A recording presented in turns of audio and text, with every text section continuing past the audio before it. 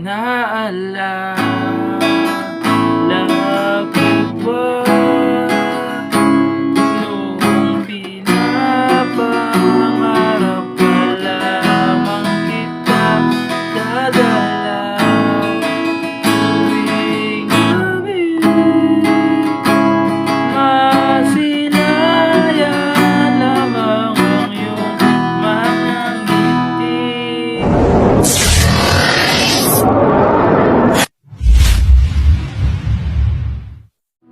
So, ayan, hello mga idol. So, ngayon may tuturo na naman ako sa inyong kanta. Yung title pala nito is yung buko, no? Napakadali lang ng mga chords niya, no? Pero may bar chords nga lang siya, no? Pero kayang-kaya niyan. Practicein niyo lang yung bar chords. So, ganito siya, na. Yung chords niya muna sasabihin ko. Yung chords niya is A, C sharp minor,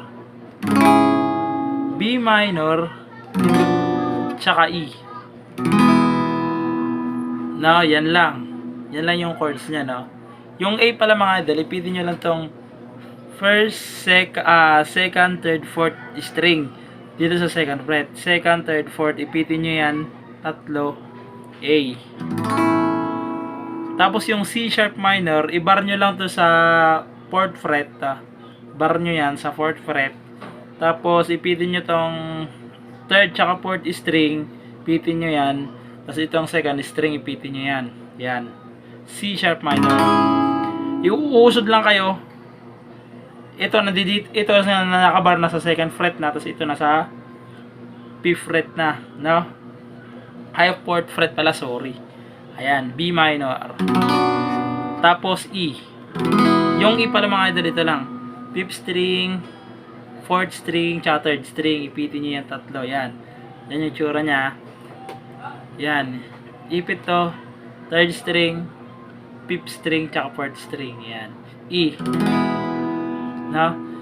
Tapos yung pag-strum nya pala mga idol, nakadepende naman sa inyo kung anong klaseng pag-strum yung gusto nyo. Pero bibigyan ko kayo ng madali lang. So ganito siya. Down, up, down, up, down, up, down, up, down. Okay, tapos lipat. Ulitin ko, down, up, down, up, down, up, down, up, down.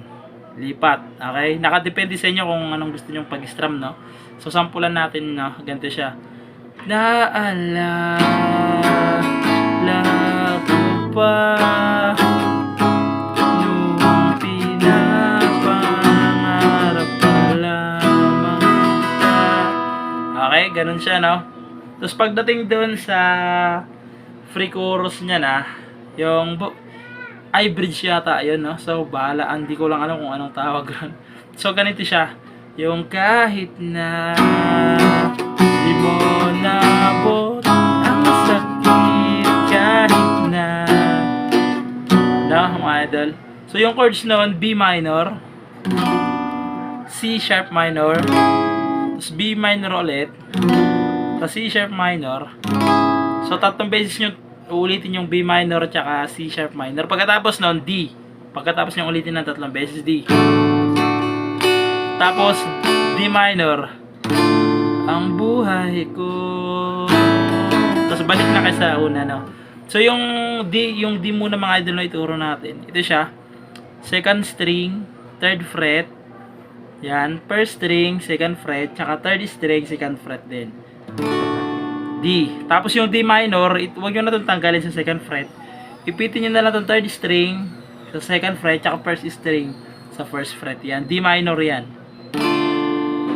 Tapos A. Ay, wala na yung A kasi babalik na lang kayo ulit dun sa kanina. No? Okay, yan ha. So, tugtugin natin yung, ano niya, yung bridge yata to, o free chorus ba? Nakalimutan ko lang to eh. So, ganito siya na.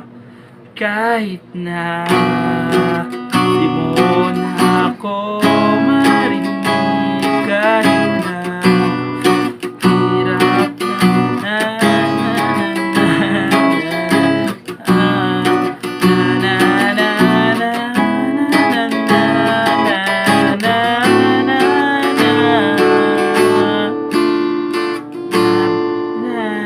Tapos ulitin nyo lang ulit yung intro kanina.